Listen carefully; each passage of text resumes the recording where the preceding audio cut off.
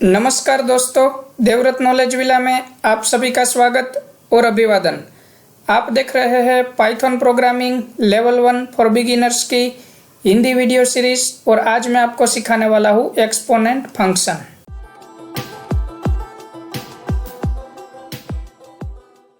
दोस्तों, आज से पहले पिछली वीडियो में मैंने आपको सिखाया था फॉर लूप। तो अगर अभी तक आपने फॉर लूप वाली वीडियो नहीं देखी तो आप टॉप राइट कॉर्नर पर दिए गए आई बटन पर क्लिक करके पिछली वीडियो देख सकते हैं। चलिए शुरू करते हैं एक्सपोनेंट फंक्शन। पहले मैं आपको बता दूं कि एक्सपोनेंट फंक्शन का यूज़ क्या है। मान लीजिए कि मैं यहाँ पर पावर फाइंड करना चाहता हूँ। मान लीजिए मुझे फाइंड करना है 2 पावर 3। तो कुछ इस तरह से मैं प्रिंट कर सकता हूँ। इनका मतलब क्या होगा दोस्तों कि मैं यहाँ पर 2 पावर 3 फाइंड करना चाहता हूँ। ठीक है, तो मुझे यहाँ पर मिलेगा 2⁻³ यानी कि 8। तो चलिए रन करके देखते हैं।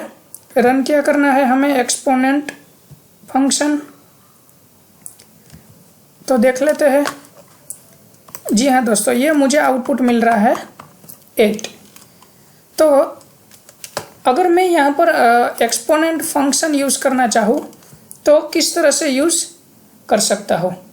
चलिए मैं फंक्शन कैसे डिफाइन करना है वो हमने सीख लिया है। उसके लिए हमें लिखना है डेफ।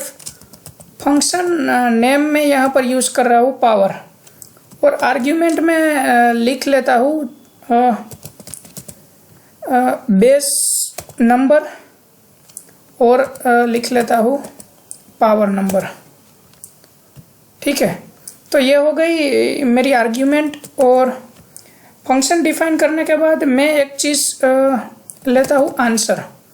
आंसर में अभी मैं स्टोर करवा रहा हूँ 1। क्यों मैं स्टोर करवा रहा हूँ ये मैं आपको अभी बताता हूँ, क्योंकि फॉर लूप मैं यहाँ पर यूज़ करने वाला हूँ, जो कि हमने पिछली वीडियो में सीखा है फॉर लूप का कैसे यूज़ करें। फॉर लूप में मैं यहाँ पर लिख रहा हूँ for loop index in range में कब तक हम दोस्तों जाएंगे। तो यहाँ पर रेंज में मैं ले रहा हूँ पावर नंबर, यानी कि जो भी हम पावर फाइंड करना चाहे, जितना भी हम पावर फाइंड करना चाहे वहाँ तक हम फॉर लूप को चलाएंगे। ठीक है, और यहाँ पर हम अब लिख रहे हैं answer is equal to answer multiply by base number. और यहाँ पर मुझे वैल्यू जो कि फंक्शन मैंने पावर डिफाइन किया है उनकी वैल्यू भी रिटर्न करनी पड़ेगी। तो यहाँ पर मैं रिटर्न में लिख लेता हूँ आंसर की जो भी वैल्यू होगी वो रिटर्न होगी। और फिर से एक बार यहाँ पर मैं प्रिंट करवा देता हूँ। प्रिंट में मुझे क्या करना है, पावर फंक्शन यूज़ करना है। और अभी मान लीजिए कि हम वहीं जो हमने रन करवाया था वो देख लेते हैं। 2 पावर 3 में यहाँ पर करना चाहता हूँ। तो 2 पावर 3 कैसे होगा दोस्तों, चलिए देख लीजिए। पहले हमने क्या लिखा, define power base number and power number. Base number क्या हुआ दोस्तों, यहाँ पर हमारा 2 और पावर नंबर क्या हुआ 3। यानी कि हम यहाँ पर क्या फाइंड करना चाहते हैं 2 पावर 3। तो बेस नंबर हमारा बनता है 2 और पावर नंबर बनता है 3। अब यहाँ पर मैंने आंसर में वैल्यू एक स्टोर करवाई है 1। चलिए उनको भी देख लेते हैं किस तरह से वर्क करती है। यहाँ पर क्या होगा, answer is equal to answer multiply by base number, ऐसा कुछ मैंने लिया है यहाँ पर। तो यहाँ पर क्या होगा, अब मान लीजिए कि answer is equal to answer multiply by base number है। तो इनिशियल वैल्यू हमारी आंसर की क्या थी, आंसर की वैल्यू थी 1। उनसे उनका मल्टीप्लिकेशन क्या होगा, बेस नंबर। बेस नंबर हमने क्या लिया यहाँ पर 2। तो 1 मल्टीप्लाई बाई 2 तो क्या मिलेगा, आंसर 2। तो पहली बार जब लूप चलेगी तो हमें आंसर क्या मिलेगा 2।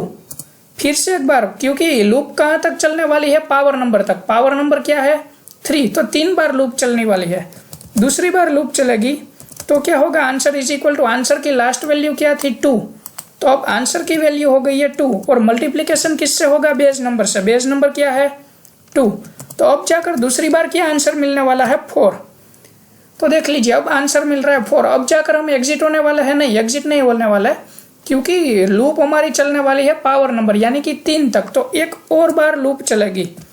तो आंसर की वैल्यू अब क्या होगी, answer is equal to, last में आंसर की वैल्यू थी पिछली बार 4, तो 4 मल्टीप्लाई बाय बेस नंबर क्या है हमारा 2। तो अब जाकर आंसर क्या मिलने वाला है 8। तो 3 बार अब लूप चल गई। तो 4 में हमने रेंज कितनी ली है पावर नंबर तक, पावर नंबर क्या है हमारा 3, तो 3 तक लूप चलेगी, उसके बाद हम एग्जिट होने वाला है। तो आंसर हमें लास्ट में क्या मिलेगा 8। चलिए देख लेते हैं रन करके। इनको मैं यहाँ से हटा देता हूँ, इसको भी हटा देता हूँ। तो अब मैं जाकर इस कोड को रन करने वाला हूँ। तो ये मिल गया मुझे आउटपुट यहाँ पर 8। चेक कर लेते हैं, यहाँ पर हम चेंज करते हैं बेस नंबर 3 पावर नंबर 3 दोनों को 3 रखते हैं। तो 3 पावर 3 यानी कि 3 मल्टीप्लाई बाई 3 मल्टीप्लाई बाई 3, तो मुझे मिलेगा 27। 3 पावर 4 करते हैं तो यहाँ पर हमें मिलेगा 81। तो दोस्तों ये हुआ हमारा एक्सपोनेंट फंक्शन जो हम बना सकते हैं फॉर लूप का यूज करके।